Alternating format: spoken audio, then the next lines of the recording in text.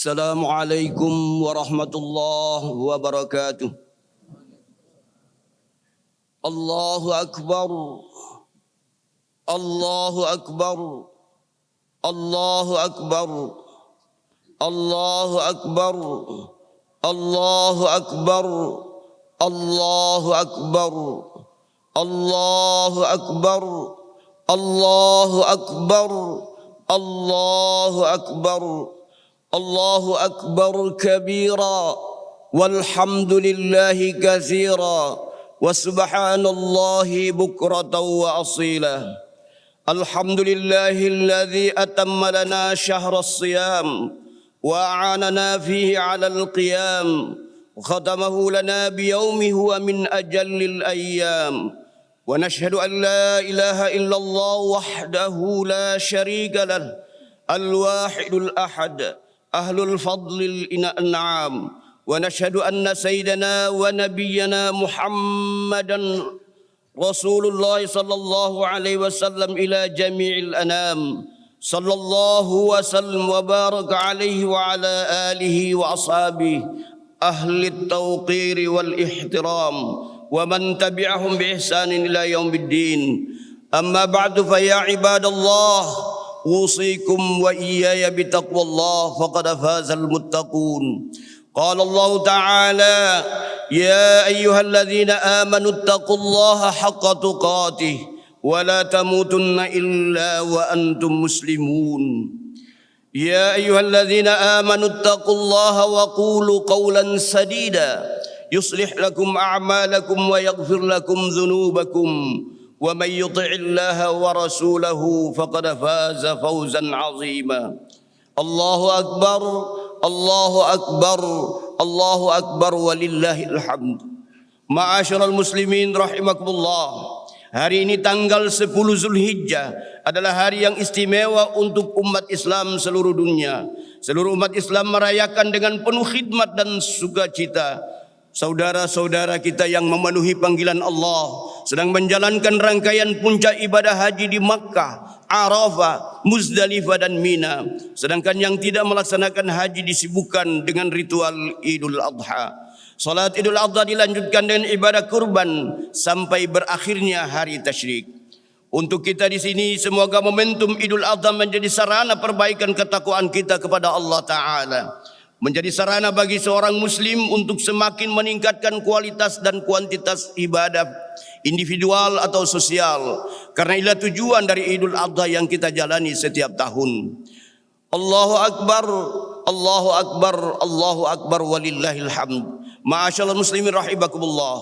Syekh Ali Ahmad Al-Jurjawi dalam kitabnya Hikmatut Tashri' wal Falsafat menjelaskan kurban pertama kali dilaksanakan pada masa Nabi Adam alaihissalam oleh putra-putranya yaitu Qabil dan Habil.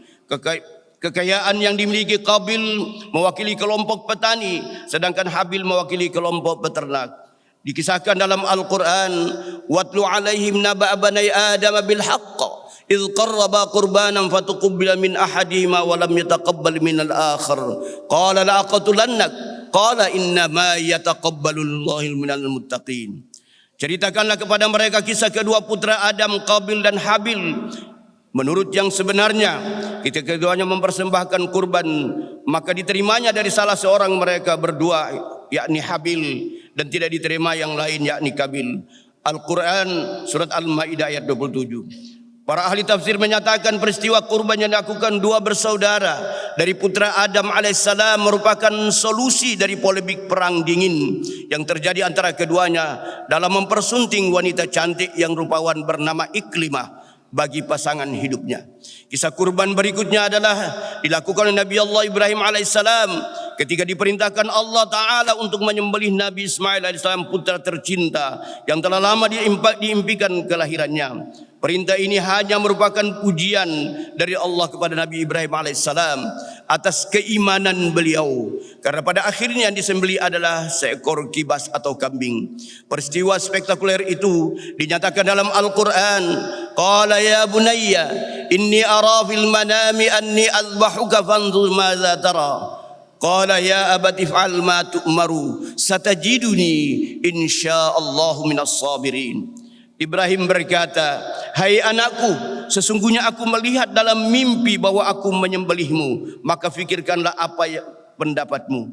Ismail menjawab, wahai bapakku, kerjakanlah apa yang diperintahkan kepadamu, insyaallah engkau akan mendapati termasuk orang-orang yang sabar.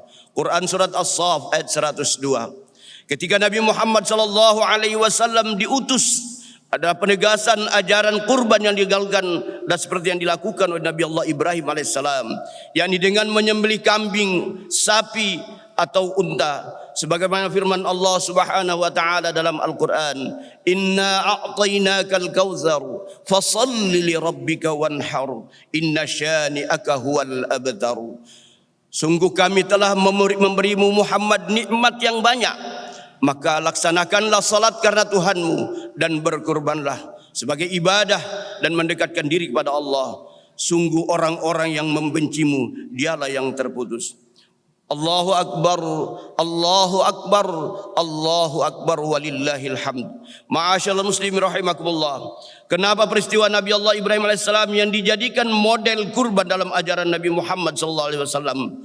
Tentu karena di dalamnya ada hikmah keteladanan yang sangat agung. Kepada Nabi Ibrahim alaihissalam, umat Islam dapat belajar bagaimana melakukan ibadah kurban yang baik dan benar.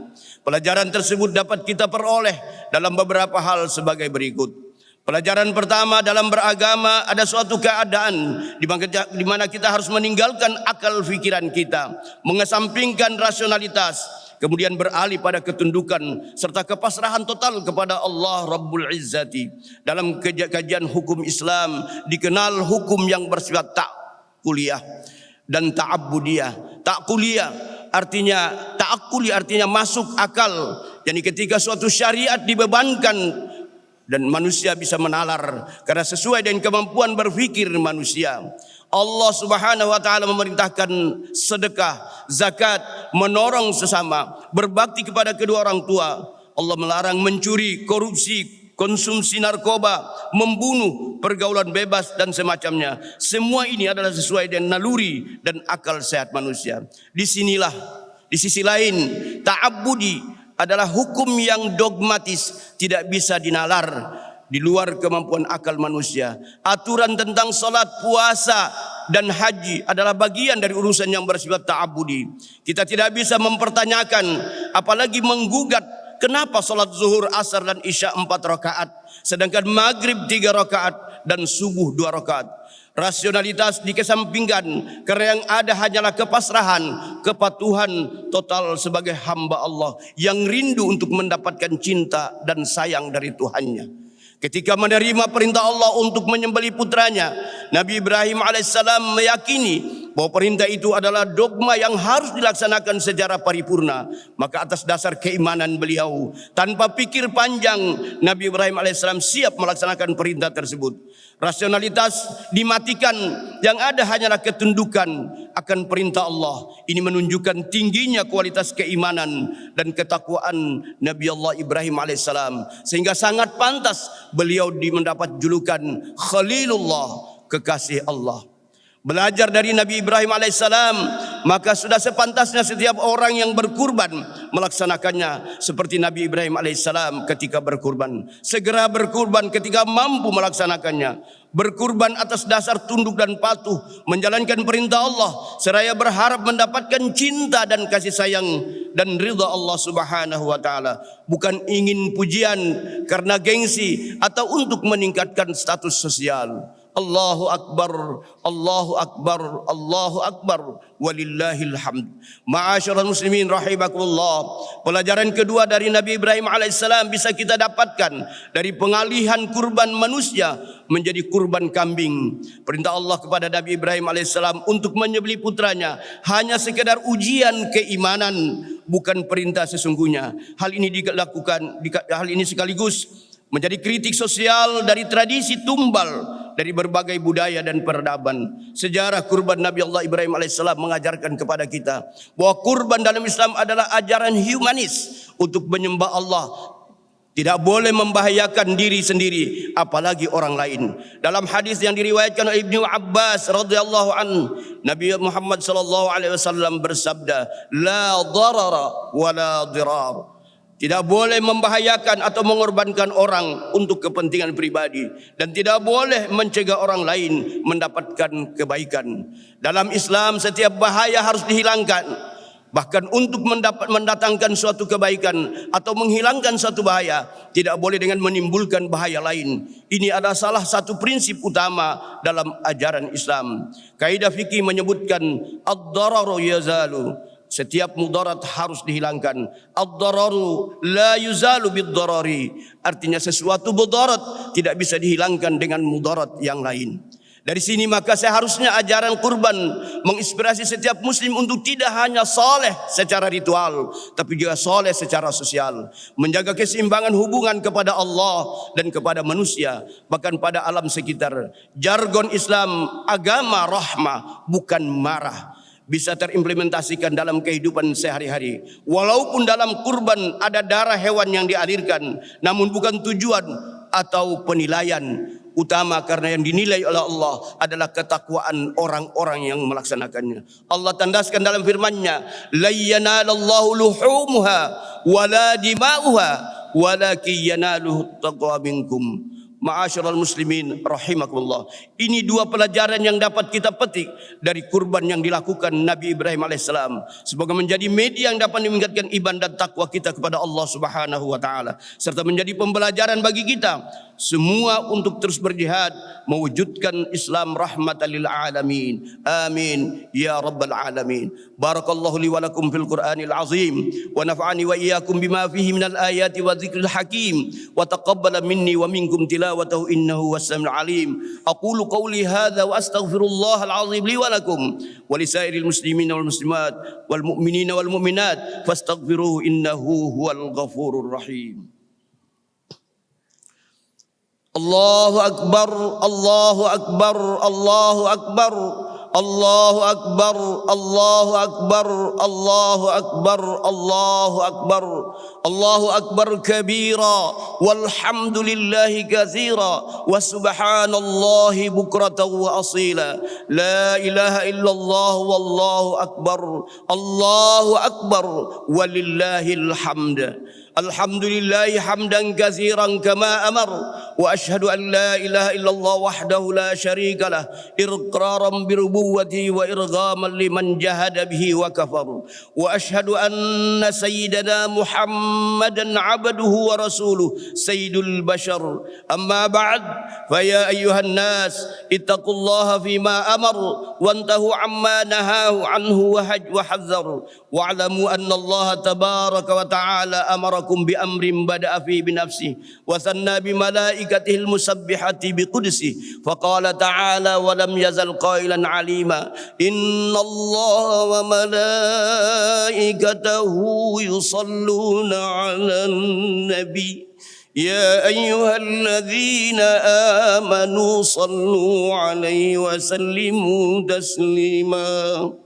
Allahumma ighfir lil mu'minina wal mu'minat wal muslimina wal muslimat al ahya'i minhum wal amwat. Allahumma a'izzal islam wal muslimin wa adhillal syirka wal musyrikin wansur ibadakal muwahhidin wansur man nasara ad-din wakhdhul man hadzalal muslimin wa dammar a'da'ad din wa 'ali kalimataka ila yaumiddin. Allahumma adfa' 'annal bala wal waba والزلازل والمحن وسوء الفتنة والمحن ما ظهر منها وما بطن عن بلدنا إندونيسيا خاصة وسائر البلدان المسلمين عامة يا رب العالمين. اللهم أصلح لنا ديننا الذي هو عصمة أمرنا وأصلح لنا دنيانا التي فيها معاشنا وأصلح لنا آخرتنا التي فيها معادنا واجعل الحياة زيادة لنا في كل خير واجعل الموت راحة لنا من كل كل شر. اللهم ألف بين قلوبنا وأصلح ذات بيننا واهدنا سبل السلام ونجنا من الظلمات إلى النور وجنبنا الفواحش ما ظهر منها وما بطن وبارك لنا فيما أسماعنا وأبصارنا وقلوبنا وأزواجنا وذرياتنا وتب علينا إنك أنت التواب الرحيم. اللهم حبب إلينا الإيمان وزينه في قلوبنا وكره إلينا الكفر والفسوق والعصيان واجعلنا من الراشدين. اللهم ارزقنا الصبر على الحق والثبات على الأمر والعاقبة الحسنة والعافية من كل بلية والسلامة من كل إثم والغنيمة من كل بر والفوز بالجنة والنجاة من النار يا أرحم الراحمين. ربنا آتنا في الدنيا حسنة وفي الآخرة حسنة وقنا عذاب النار. عباد الله إن الله يأمر بالعدل والإحسان وإيتاء ذي القربى وينهى عن الفحشاء والمنكر والبغي يعظكم لعلكم تذكرون. فاذكروا الله العظيم يذكركم واشكروا على نعمه يزدكم واسألوه من فضله يؤتكم ولذكر الله أكبر والله يعلم ما تصنعون. السلام عليكم ورحمة الله وبركاته. Ayo berinvestasi akhirat, bangun rumahmu di surganya. Sempurnakanlah ibadah Anda dengan beramal jariah yang pahalanya tidak terputus hingga akhir kiamat dengan ikut berdonasi untuk pembangunan Masjid Agung Al-Akbar Kota Sorong.